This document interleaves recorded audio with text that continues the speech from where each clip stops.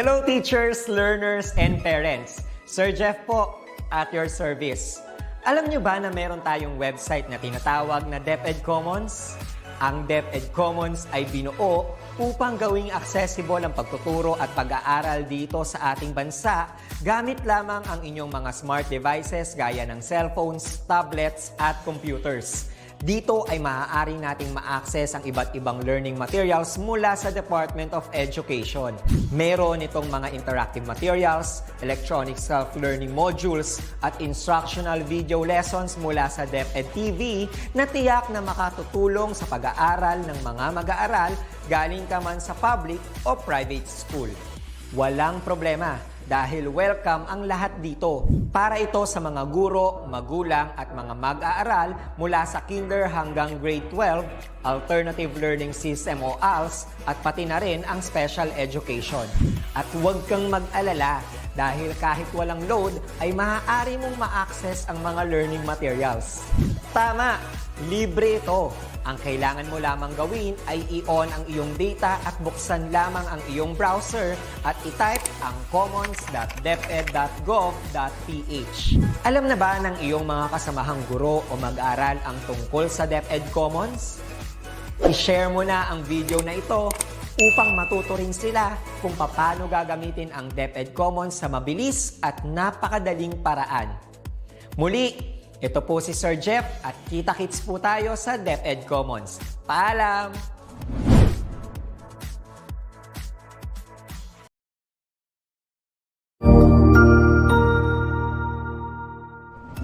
Magandang araw! Sir Wilbur po, at your service. Narito ang ETUlay upang gabayan ka sa inyong pag-aaral upang lubos na maunawaan ang iba't ibang paksa o subject. Ang ETUlay ay isang free online tutorial class na pinangungunahan ng ICT's Educational Technology Unit sa pamumuno ni Undersecretary Elaine Del P. Pascua. Ang programang ito ay hindi lamang para sa mga bata, kundi ito rin ay magsisilbing gabay sa mga magulang at mga guro kung paano nila ituturo o gagabayan sa bawat asignatura ang kanilang mga anak o mga estudyante. Sa kasalukuyan, ang self-learning module mula sa rehiyon ng Calabarzon at kilala sa tawag na Pivot ang ginagamit sa ating ETUlay online class. Kaya ano pang hinihintay ninyo? Ihanda na ang inyong mga ballpen o lapis, papel o kwaderno at samahan kaming itulay ang pagkatuto para sa bawat batang Pilipino. Sama-sama tayong magtutulungan para malampasan ang mga hamon sa panahong ito. Halina't matuto kasama ang inyong online tutor sa oras na ito.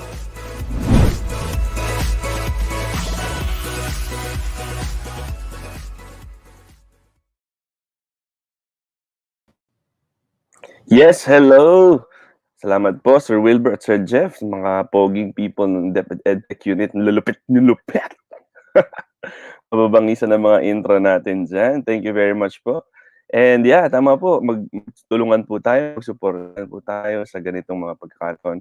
And then, let's all support the program of DepEd Edtech Unit and DepEd Philippines to further reach our learners by doing such activities kagaya nitong ETUlay na ginagawa natin. Maraming salamat Edtech Unit. Maraming salamat DepEd Philippines. Ayun po. So, let's get the ball rolling. Huwag natin patagalin. And yeah, as I have mentioned, once again, it's Talk Tuesday with Sir DJ. Speech class na naman po mga people of the Philippines. It's 5:20 again. And we are live at DepEd Edtech Unit, DepEd Philippines at DepEd Tayo Facebook page. And on YouTube, we are live again as well at DepEd Edtech Unit and DepEd TVs. Ayan. So yun, Talk Tuesday with Sir DJ. Are you guys ready? Let's see who are with us in our live.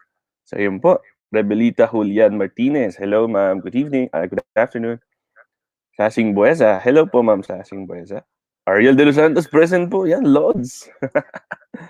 Laila Kalim Haji Ali present. Hello. It's Ariel Lemoca, please.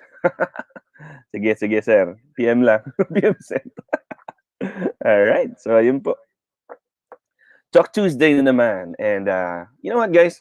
Naalala niyo mga times na lagi sinasabi ng mga teachers natin, English is a living language. English is a universal language. Nakakaturete, but it's true. English is indeed the universal language, and at the same time, they say that it's alive. It's alive in a sense that it's growing. It's continuously coming up with new words. May mga bagong salita na minsan you're browsing your Facebook news feed and then you see something, tapos, what does this word mean? Parang bago siya, right?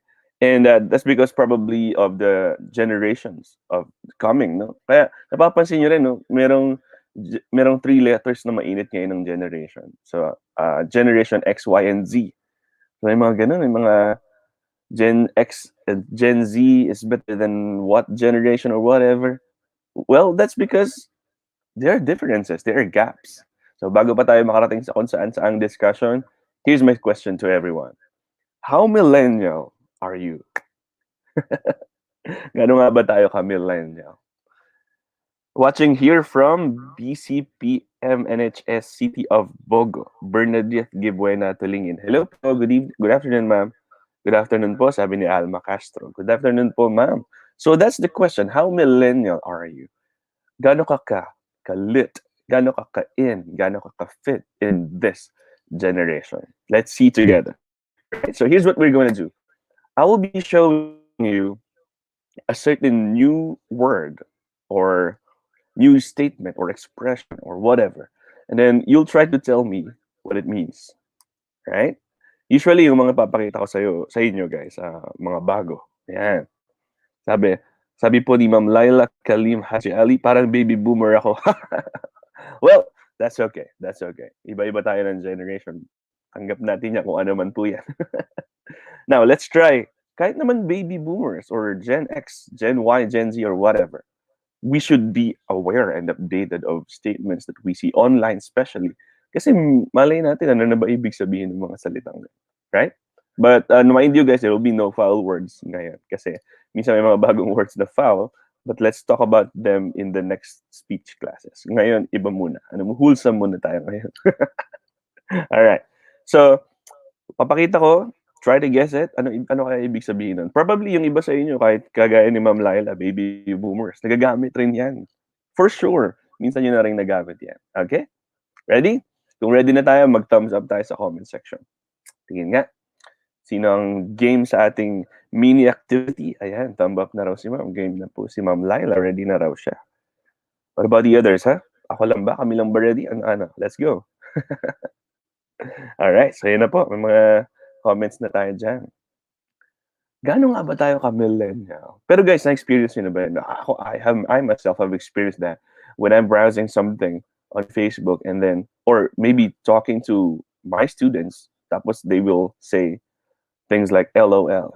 LOL is very simple, right? So we all know that. Pero what about the others that don't know? Baka isipin nila, minumura sila. LOL, right? Pero ano nga ba ibig sabihin nun? G daw sabi ni Sir Ariel, good afternoon from LNHS Don Bosco, Merle Tundang Marikit Katang. Hello po. Ayan. Si Ma'am Sasing Buesa, Carmel Don Enguito, ready na raw. Game. Let's go. Now, what the heck does these mean? By the way, the word heck is now used to give emphasis, usually, when we ask something or when we say something. What the heck is this, right? Okay, here's the first one. Goat. What does goat mean? Ma'am Laila, laugh out loud. Tama po tayo sa LOL. But this time, what's goat? G-O-A-T. What do we mean by that? Lagi kong nakikita to. I don't know if you guys are seeing this in your news feed, in your Facebook feeds. He's the GOAT. LeBron is the GOAT. What is GOAT? What does GOAT mean? We all know goat as an animal, right? But in the brand new dictionary, what does GOAT mean? Sabi ni Sir Ariel de los Santos, greatest of all time. Yon. Exactly, Boss Ariel. Tama. GOAT stands for the greatest of all time. So pag sinabi sa'yo ng student mo, Sir, you're the GOAT. Ma'am, you're the GOAT. It might sound funny, but it's actually a compliment. Baka you're the GOAT. Gumanon tayo, no? It stands for greatest of all time. Ibig sabihin, believe sila sa inyo, right? So from being an animal, GOAT evolved into an acronym that is a compliment. That's cool, right? Okay, what about this one? Salty. What do we mean when someone is salty? What does that mean? Sir DJ is the goat. Sir Terence Mark Toledo, may emoji pa ng goat. May sungay rin, Sir Terence. Nice. Okay, now what do you mean by salty? Huh? Pag sinabi sa'yo, hey, don't be salty, man. You're so salty. Hindi ibig sabihin nun, literal na salty ka't maalat ka, no? What do you mean by salty, guys? Bagong statement na naman to. Dati, pag sinabi natin salty, it doesn't taste good. Maalat, right? Nakakairita. Now, what does salty mean in the new generation? Come on, type it down. Well, here's a tip. Here's a clue. Goat is a compliment. Salty is the opposite of that. It's not a compliment. Come on, try it. Again, speech class is a safe place. Pwede magkamali. Okay lang yan. Right? So, wala. Nahirapan tayo sa salty. Come on, guys. Go. Second pa lang to, dugo-dugo na tayo. Hirap. What does salty mean? Pag yun ay Google, I want you to try to give me your opinion on this one. Ano kaya ibig sabihin? Super Ariel lang talaga yun. Yan na, Kapitan Ariel. Kapitan Ariel, tama ba yun, Boss Ariel? Nabigyan pa ng acronym ni Ariel, iba talaga. Naalala ko tuloy yung live natin sa Ariel, no? Mga acronyms, bakbakan ng acronyms. So what does salty mean? Sabi ng Algina Dalina Esmal. Good PM po, watching from Mabila Central Elementary School, Sarangani, Davao Occidental Division. Hello po, Ma'am Algina. Hello po. Thank you for watching and being with us this afternoon. So yan na, salty. So ganito yan. For example, your friend is mad about something that she was not able to get or he was not able to get. Or halimbawa, your friend is bitter sa ex niya. Yeah, that's salty, man. So, when someone is ironic, no? Kasi the word is salty, but it means bitter. So, it's a different taste, right? So, if someone is bitter, angry, or agitated, salty yon. Kailan ginagamit yung salty? Friend Ganal, good afternoon, sir. Sir Terence, may sagot, oh. So awkward, love, and trust you. May salty pa rin. Ma'am Lisa Pasamic, good afternoon. Hello po. Friend, good afternoon, friend. So yan, usually the word salty nowadays is being used in online gaming. Yan. Usually pang asar to online, no? Halimbawa, they are playing a video game and then napikon yung isang player. Hey, don't be salty. Yan, kasi napikon siya sa game. Rage quit siya. Yan. So that's salty. What about this one? IRL. Sounds like an IT code or something. But what does IRL mean? Ano ba sagot sa IRL? Ano kaya ibig sabihin? Renren de la Cruz, kapag laging olat sa laro, yan, tama ka Renren. Pag laging olat sa laro, salty yun. Napipikon. Pero kung lagi kang olat, pero cool ka lang, di yun salty. Pero pag nagalit ka, rage quit ka, si Weng Weng, kunyari, niratrat ako sa COD, tinalo ako palagi, nagalit ako. That's salty. Now, what about IRL? What does IRL mean? Nakikita ko to sa mga text, sa mga chat, or whatever. Minsan mga Facebook posts na IRL, like this, like that. Ano kaya IRL? Preciosa Kabintoy, watching at home. Nice. Obviously. Tama po yun, watching at home. Wag po tayo lalabas. Ayun.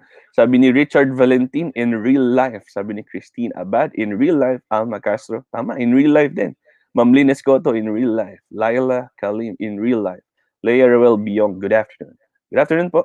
So yun, tama tayo lahat. So yung mga nagsagot na sa atin ng in real life, Ma'am Alma, Christine, Richard, Lynn, Ma'am Lynn, and Laila. Oh, si Ma'am Laila, kaya sabi niya, baby boomer siya, pero she knows what IRL means. That's cool. IRL means in real life. Well, actually, may bago nga eh. Nakita ko lang siya na online ginagamit. Usually sa mga dating apps, ang sabi, LMIRL. So it means, let's meet in real life. Diba? That's cool. Well, pag may nagsend sa'yo ng ganyan, what are these random letters pag di mo alam, no? Pero it actually means something. Good thing. Good thing po, right? Nakakatuwa, no? Alam ng mga viewers natin this afternoon. Now, what about this one? Let's try. Karen. There. It's a very generic name, but what does Karen mean nowadays? Dati pag sinabi yung Karen, we remember the McDonald's commercial, Gina and Karen. But what does Karen mean in the 21st century? Made by the kids, the millennials, the Gen Zs. What is a Karen? Hmm? Sabi Christine Abad, always irritated woman. Very interesting answer. Well, a Karen is a woman who is always irritated or angry about stuff. Well, that's a good point. That's a good point. Well, truth be told, Karen is a rude, middle-aged woman. Okay. Usually, when we say someone is a Karen, she's in the middle age, not in the younger generation, and that person seems to be rude, especially to people in the service industry. Well, that's bad. That's really bad. That's rude. No, for people who are working for their lives, working to serve you, and then you're going to be rude with them. These people or these women are now being addressed as Karens. So, for example, uh, there was a woman na inaway si Kuya taxi driver, kunyari, no? Ratatatata, blah, blah, blah, blah. And then that woman could be now addressed as Karen. Lalo pag na-upload ni Kuya yung video sa camera ng kotse niya. She'll be a Karen now, right? Kawawa naman yung mga Karen, no? Kasi that's my name actually. But then Karen now has a new meaning. Okay? Sabi ni Sir Terence Marites, Marites, iba na naman meaning ng Marites ngayon. Kawawa talaga yung mga taong pangalan din ay Marites. Well, that's just maybe an online joke. Okay, what about this one? Sus. In the Philippines, we say that kahit nung unang panahon pa, sus. But now, sus is a word online that means something. What does sus mean? Hmm? Ano kaya sus na yan? S-U-S or sus or sus or whatever. But it means something. Hmm? Hey, this person is sus for me. That guy is sus. Right? Ano kaya ibig sabihin niyang sus? Hmm? Sus, I don't believe you. No, not like that. It is commonly used as an adjective, ang sus. Huh? Sabi po ni Ma'am Laila, suspect. Well, almost, Ma'am Laila. You're almost correct. But sus means suspicious, shady, or not to be trusted. Yan. So may mga trust issues, they have sus with many people. Huh? Usually, nanggaling yan raw sa Among Us the game. You know, medyo, hey, this guy is suspicious siya, baka siya yung killer dun sa game. Well, yeah, ganun. That's what sus means. So si Ma'am Laila medyo almost to the correct answer. Galing ng mga baby boomers. Sabi ni Richard Valentin, suspicious. Lynn Escota, questionable. Tama po, ma'am. Yan, very good. Thank you sa participation natin. What about this one? Sick. What does sick mean? Sick, it sounds like someone is sick, right? Not feeling well, under the weather. But what does sick mean in the new generation? Hmm? Nakakatuwa, no? Kasi some of these words are actually have a negative connotation, negative meaning. But then the new generation gives it a new meaning. Or sometimes it could be the opposite. It was once a good word, but then it became a negative. It was once a negative word, and then it became something that is nice or positive. This applies to sick, right? Well, ano kaya ibig sabihin ng sick, guys? Come on, try it. Come on. Ano kaya sick, guys? Hey, that's sick, bro. What you did was sick right there. Hmm? So DJ's online class was sick. Talk Tuesday was sick, brother. What does sick mean? Well, based from what I said, sick actually means something that is cool, right? Wrong. Sabi Christine, Ma'am Christina Bad, wrong daw. So DJ's class is wrong. Well, sick means something that is cool or something that is so cool that it's sick, just like what they say, like that. So if I say that, hey, Talk Tuesday sick was sick last week, or say DJ's speech class or tutor class, online tutor class was so sick. I learned so many things. Yeah, something that is cool. So that's what sick stands for. Hindi po wrong. Pero nice try, nice try. Now, let's have another one. Snatched. Yan. Pag sinabi ngayon snatched ay ano parang dati no, pag sinabing snatched, malas. Na snatch, na nakawan. But what does snatched mean to younger generations? Uh-huh. Richard Valentin, intentionally so written.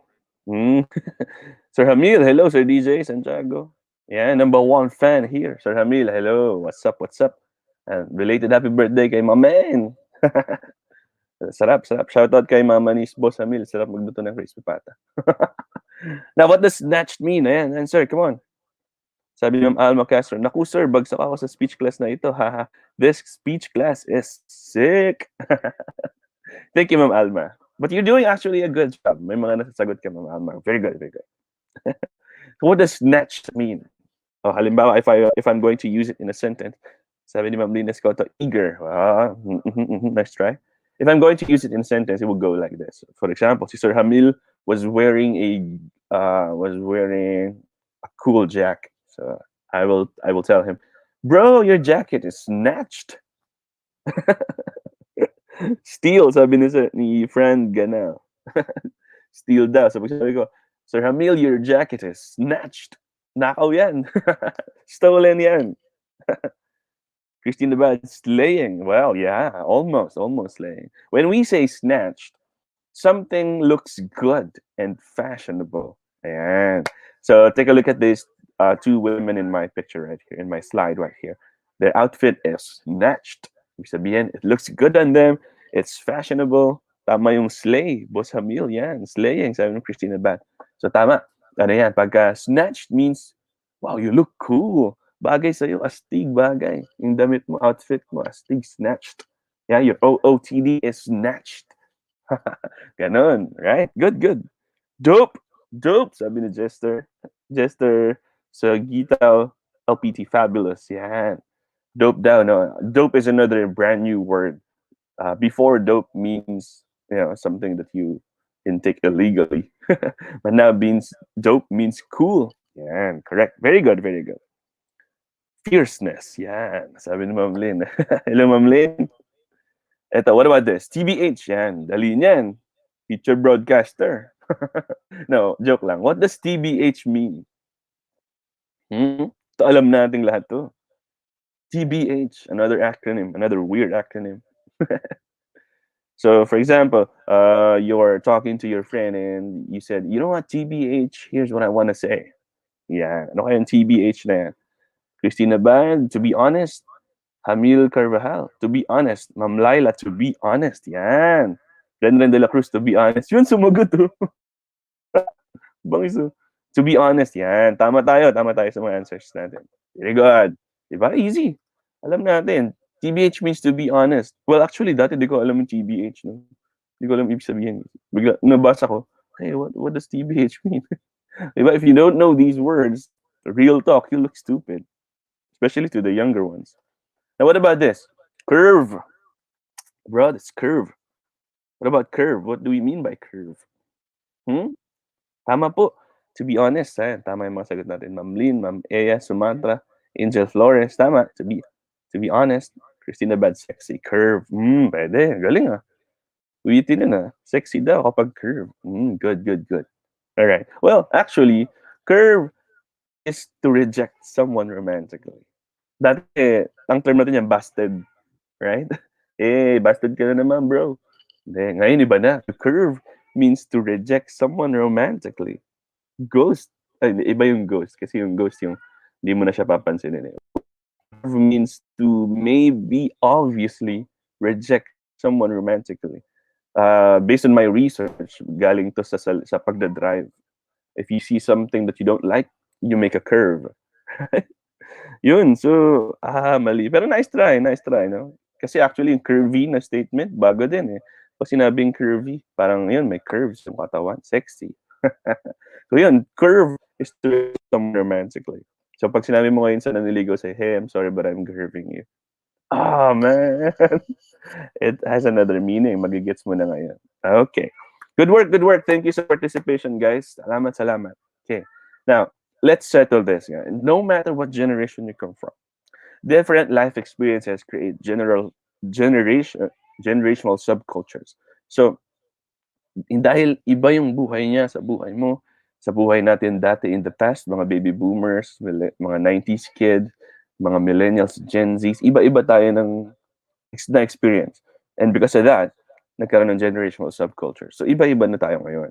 But remember this, no generation is better than the other. Okay?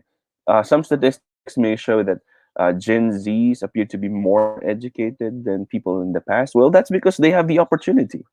But that doesn't mean they are better. Okay? Pantay-pantay tayo lahat. Always remember that. Okay? Tandaan natin yan. Na-curve ako ni Liza Soberano. Nice one, nice one. Dami kong natututunan dito. Thank you, Ma'am Laila. Thank you po. Ayan, so as I have mentioned, si Ma'am Laila, baby boomer, kayo, Gen Z, Gen Y, XYZ, whatever, it doesn't matter. We're all equal. Okay? Iba-iba lang tayo ng experience. Now, just like what Elise M. Bolding said, storytelling bridges the generational gaps in ideology. Okay? Because of storytelling, we can come up with bridges to connect the past to the future, to the present as well. Now, what better way to storytell but to speak, right? And that's why you guys are here in this speech class, because you want to tell a story. You want to send a message. You want to learn how to deliver a certain message in front of people. Huh? Keep that in mind. So every gap needs a bridge. And what better way to make a bridge to yourself and to the people listening to you, but to make a connection. Just like what my Facebook post a while ago, if you guys are following me on Facebook, if we are friends online, ang sabi ko kanina, we are going to talk about connections that you may not have. Kasi minsan, you have a good message, yung content ng presentation mo is nice, you can deliver it very well, kagaya ng mga pinag-usapan natin in previous lessons, but then the problem is, you don't know how to connect to the audience. Wala. Mahirap yun. Para kang, alam mo yung lesson mo online, natuturo mo siya, nade-deliver mo siya ng maayos, but then, nawala ng internet. Nonsense. Useless. Walang connection. Right? So these are the things that we are going to talk about today. Yes, the feeling is always mutual in public speaking. If the audience is bored, babalik kayo, mafe-feel mo rin, di sila excited. Ay, boring ako. Ayoko na rin. I lose my confidence now. Right? It will fire back at you, brother. Ganun. Babalik ka yun. So, pero, if it's the other way around, if you can see that the audience are excited, engaged, and they are participating, kagaya ng ginagawa niyo sa akin ngayon sa ating ETUlay, pag nagpa-participate kayo, it will fire back at me. And what will happen? I will boost my confidence. These people are interacting with me, and they're happy with what they are watching, what they are hearing. So, at the same time, happy kayo, happy ako, happy ang audience, happy ang speaker, then this is a mutual feeling. We are now connected. And if people are connected, retention is better. Okay? Remember that. Yeah. So yun po, let's try to continue. Now, here's the question. Why do we have to involve our audience? Bakit nga ba? If they don't want to listen, that's their problem. Mali po. That's a wrong mentality. Kasi minsan, may mga speakers na real talk, even some teachers, iniisip nila na, bakit ayaw makinig, diwag? No, that's wrong. It's our responsibility as a speaker, in authority, a person in authority delivering a message, to involve our audience, to make sure they are getting something. That is why, kagaya ng tinuturo sa atin sa DepEd TV, sa amin, as teacher broadcasters, we have to be compelling and engaging. Well, that's true. We really have to make sure that the way we deliver something engages them, whether or not they're going to talk back or give a response to us. Yun. So, importante na involved ang audience. Bakit? Ano pa yung pinunta nila doon if they are not going to be involved? Kung hindi sila kasali. Sorry, tanggal yung button ko. sorry. All right. So, of course, we have to keep in mind that audience interaction or the engagement of the audience actually is the way to measure if your speech is successful. Okay? Hindi yan sa dami ng nabigay mong salita, sa bilis ng delivery mo, sa ganda ng pronunciation mo, sa outfit mo, hindi yan doon. Malalaman mong successful ang speech mo or the delivery of your message if the audience learned from you. The audience were able to communicate, to connect with you. Okay? Now, first, the first reason why we have to engage our audience, to involve them in our speech, is of course they will participate. Kapag ang audience mo, nafe-feel nilang kasali sila, kagaya ng ginagawa natin ngayon sa ETUlay, you guys are sending me your answers and comment kayo kanina, you're participating, you're engaged, nafe-feel nyo na kasali kayo. And because of that, no more drowsing off in the hall. Kung nasan man yung venue nyo, walang tulugan kasi nafe-feel nila, ay, kasali kami. Right? But if you see your audience, nakakatulog na, it means hindi nila nafe-feel na kasali sila. Hindi nila nafe-feel na involved sila. Okay? Next, you learn from them. You can learn from your audience. How? Diba, when we deliver a speech, sometimes you can ask questions. And because of that, you can harvest collective intelligence. Nakakakuha ka ng, ito yung audience ko ngayon. For example, you're talking about a certain topic. Agree or not, yes or no. Okay, yun yung two sides. Tapos nakikita mo, nagtatanong ka sa kanila. And you slowly, you gather information based from their answers, telling you that their answer to the certain issue is yes. And because of that, you'll be sensitive enough na kung no man yung sa'yo, yes yung sa kanila, you will see things in a new perspective. You will learn from them. Definitely. Okay? Not because you are the one on stage, you're the only know-how guy. Ikaw lang ang may alam lahat. Hindi. Your audience are smart. Your audience are nice. Your audience are good, and you can learn from them. You can get something from them to improve your speech, to improve interaction as you deliver a message. Of course, if you involve your audience, kapag kasali sila or engage sila sa'yo, you ease the pressure, right?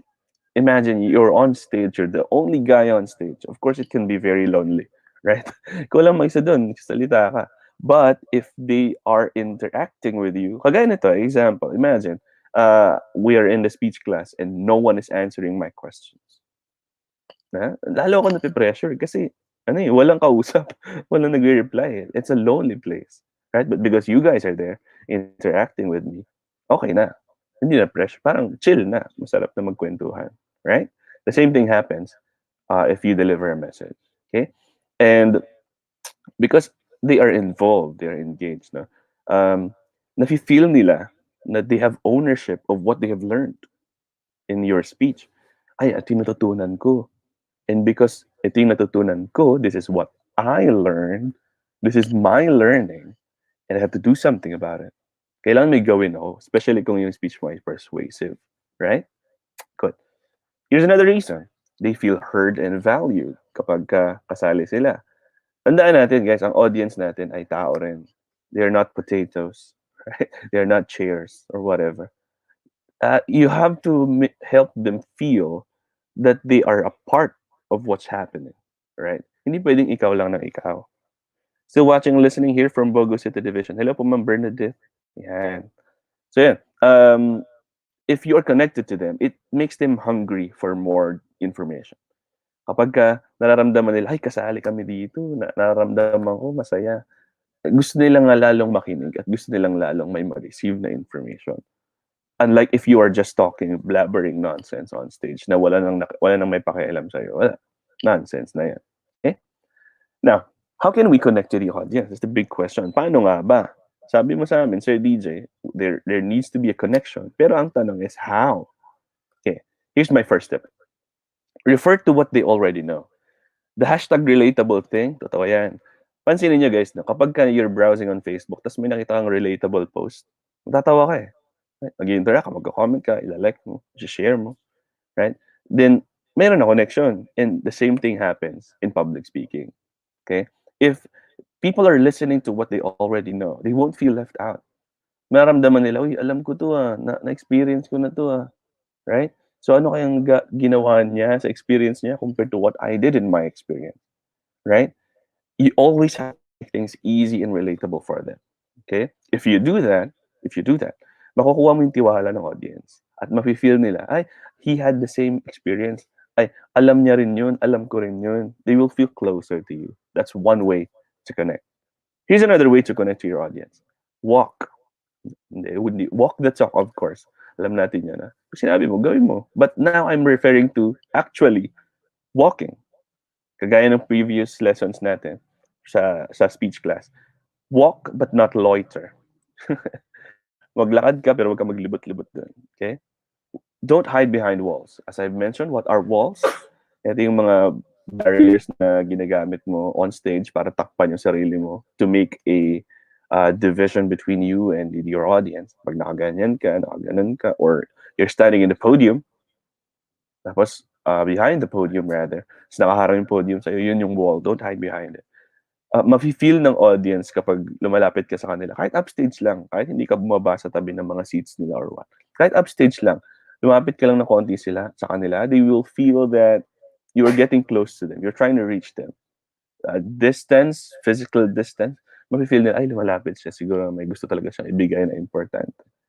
And of course, if you walk around the stage, you master the stage, you can see people who are dozing off. And you have to do something about it. Nakita mo, oy, tulog tong sa row 1. Okay, so walk and walk the talk. Next, respond and react to what you see. Kasi, kagaya sabi ko kanina, you walk around to see people who are dozing off, people who are sleeping. And you have to react to that, respond to that. Hindi basta nakita mo lang, ay, tulog siya. Noted, tulog. Hindi ganun. You have to do something about it.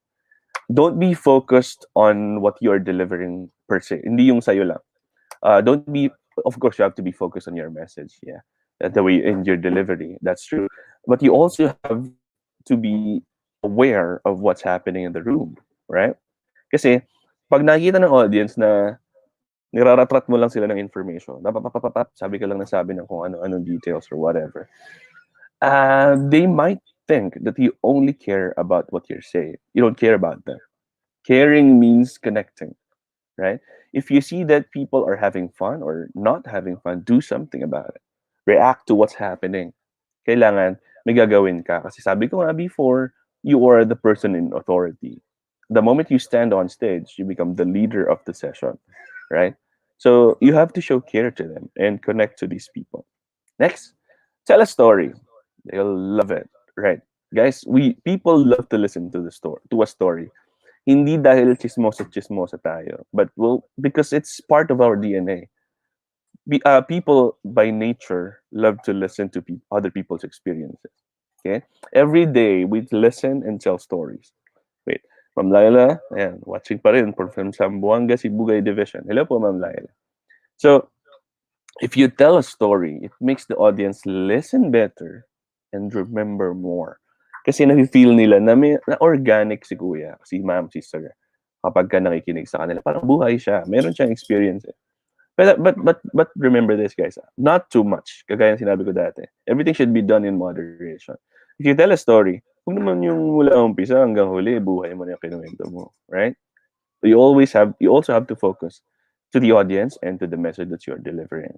If you did this in a very nice way, they will surely trust the source of the story, and they will feel that it's a reliable and credible source. And who's that source? Ikaw, as a speaker. They will trust you. They will see you as a credible person. Yeah. Good. Next is compliment them. People love receiving compliments. It works wonders, guys. For example, no, you're walking outside, you're having a bad day, you woke up at the wrong side of the bed, and then someone at random said, "Hey, you look beautiful today. You look handsome." Kaya sinabi niya, "Hey, your shirt is snatched." Right? You feel good eventually. Kahit na yun lang ang ginawa niya, a simple compliment, right? Malaking bagay na yun. It will brighten up your day. Now, wait, Mark Paul Acevedo, I hope I can be a better speaker. Thanks for this session. Well, Mark Paul, if you always watch Talk Tuesday and all the English teachers here in DepEd Edtech Unit in ETUlay, I'm sure that you'll become a better speaker soon, very soon. A compliment can be done in many parts of your speech. Pwedeng sa umpisa, nag-compliment ka na sa gitna and even at the end of your speech. Kasi, if you compliment them, for example, kausap mo ay a certain company, you're delivering a business proposal. Pwede mo sabihin, I'm very honored to be in front of such an intelligent audience. Right? Diba? Pag narinig mo, na-feel ng audience, intelligent ako. Kasi part ako, kinompliment niya ako. Pag na-feel niya, narinig niya, intelligent daw ako. Ang gagawin niya ngayon as an audience, he will prove that he is intelligent. Papatunayan niya sa'yo yan. Paano? Magpa-participate siya. Magbibigay siya ng mga answers, smart answers that can be very useful in developing your speech.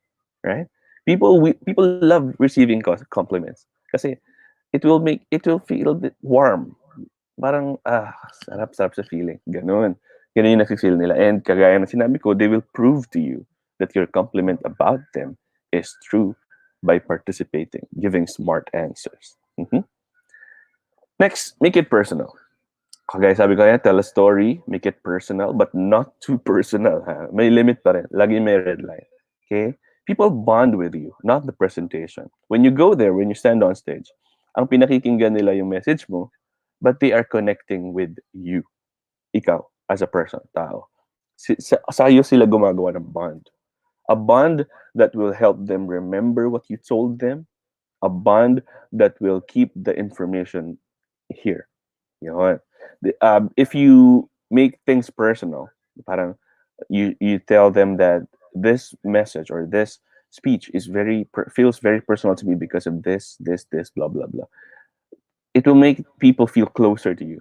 Okay? They will like you and your talk better. Mas magugustuhan ka nila. Promise. Trust me. Okay? Now, also, you have to remember that you have to connect the content of your presentation to your personality. That's how to make it personal. Hindi lang yung kwento ka lang ng kwento ng buhay mo. Okay? You have to make a connection dun sa message mo at sa'yo personally, sa personality mo. And then when you made that connection, you deliver that connection to them and make another connection from yourself to the audience. Yun ang the best. Okay? Show a connection between you and what you're trying to deliver. Parang kailangan ipakita mo na itong binibigay ko sa inyo, guys, is something that I know personally, something that I believe personally. Kaya nga sinabi ko sa mga previous ETUlay sessions natin, speech class natin, if you don't believe what you're saying, people will feel that you don't believe that. Naiintindihan nila na, ikaw nga di naniniwala, ba't kami maniniwala? Right? So always make it personal. Of course, eye contact. Like sinasabi yan. Contact, not glance. Yung pagtingin mo sa audience mo, hindi lang mabilis lang, right? Kasi if you glance at them, yung parang na-feel nila, ang bilis ko lang tinignan, parang di niya ako napansin. See? People will feel that you did not notice them. You did not see them at all, right? But if you look at them at the eye a bit longer, konti lang, pag masyado matagal, yung baka mamaya yung sabi ni Tutor DJ sa ETUlay, I have to make eye contact. Eye contact ka ng super tagal, tumagal ng 1 minuto. Well, that's that's scary, that's creepy. People would think, hey, what's your problem with me? But yun, tingin mo, dami-dami tao dito. Right? So, look at them long enough to establish a connection. Long enough to establish a connection. That's the key word there. Hindi lang glance and not looking at them too long. Okay? Eye contact. Medyo babad konti and then lipat sa kabila. You have to make sure that your eyes roam around the room. Okay? Hindi lang tignan kita, kilala kita eh. Hindi lang yung ganun. Okay? If they have eye contact with you, they have a connection. Ganun kadali yun. Okay? Now, and of course, the best tip that I'm going to give you this afternoon is to smile and have fun. Nowadays, smile is too underrated. Parang naisip natin, pag nag-smile lang, ginagawa mo lang yun dahil kailangan mo mag-smile. No? The audience can distinguish between a real smile and a fake one. Okay, alam nila na smile ka kasi kailangan, smile ka kasi nag-enjoy ka talaga. Kagaya sinabi ko sa umpisa pa lang ng session natin this afternoon, if the feeling is mutual. If you're happy, the audience is happy. If you're bored, the audience is bored. Okay? Of course, pag nakasmile tayo, guys, it's a universal message telling people that we like them, right? Halimbawa, you smile at your family members. You smile people nakita mo on the street. You smile kasi ang ganda or ang pogi or whatever. And people will love it kapag nakikita nila, gusto niya kami as an audience. Gusto kami ng speaker. as an audience kasi masaya siya, nag-enjoy siya, nakasmile siya, right? And because of that, you are having fun. And at the same time, you are making your audience part of that fun. That's good. That's good. That's a good thing. Now, the best way to have fun on stage is to crack safe jokes. Take note, safe jokes. People, your audience are people. Tao yan. So pag nag-joke ka, magmukhang stand-up comedy na yung first row na pagtitripan mo sa jokes, foul. Okay? Safe jokes lang. And what is the safest form of joke? Make fun of yourself. Parang make fun of your own errors. Pero not too much, ha? Huwag masyado maraming errors. Make fun of yourself. Parang magkwento ka ng experience mo tungkol sa sarili mo that is funny, at the same time not offensive. Yeah. That's the best tip that I'm going to give you this afternoon. Looking too long is bad signal to others. Ma'am Alba Castro. Tama po. Tama po. Pag masyadong matagal yung babad, parang, oy, I'm looking at you. All right. Now, as I end our session this afternoon, let us take this quote from Tom Ford into consideration. Sabi niya, the most important things in life are the connections you make with others. That's true. We agree. We all agree. I agree, personally. One of the most important things that we can learn about life is that every day we make connections, and those connections actually determine who we are. Okay? If you make a bad connection, babalik sa iyo yun. If you make a good connection, well, that's nice, right? Well, always remember, as I always say, we make connections everywhere we go, anywhere we go. And when we deliver a speech, we have to make a connection to the audience. We have to make them feel engaged and connected to whatever we are saying. At the same time, in the process, you are learning from them. They are learning from you. You guys are both having fun, and it will be a very very obvious determiner that your speech is a success. All right. So I hope you guys learned a lot from our session this afternoon. Maraming salamat sa inyong lahat na nag-participate, nagko-comment, nagko-comment sa live natin, nagbibigay ng live suggestions or what. Maraming salamat sa inyo guys. Thank you. You guys are the reason this thing is successful. Maraming salamat po.